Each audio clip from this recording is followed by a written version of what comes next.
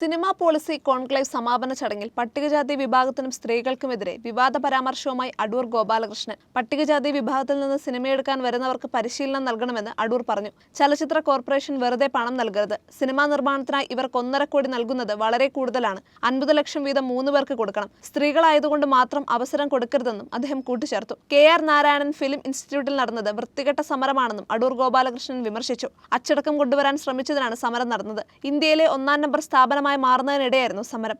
തങ്ങൾ ചുമതലയേൽക്കുന്നത് institute നശിച്ചു കിടക്കുന്ന സമയത്താണ്. ആ സ്ഥാപനത്തെ ഇപ്പോൾ ഒന്നുമല്ലാതാക്കി. ടെലിവിഷൻ മേഖല നശിച്ച അവസ്ഥയിലാണ്. കൊള്ളാവുന്ന ഒരു പരിപാടി പോലുമില്ലെന്നും അടൂർ ഗോപാലകൃഷ്ണൻ വിമർശിച്ചു. IFFKക്ക് എത്തുന്നവരെയും അടൂർ പ്രസംഗത്തിൽ അധിക്ഷേപിച്ചു.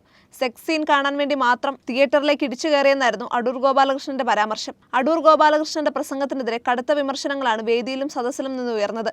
സംവിധായകൻ ഡോക്ടർ ബിജുവിനെ ചൂണ്ടിക്കാണിച്ച് സദസ്സിലുള്ളവർ മറുപടി നൽകി.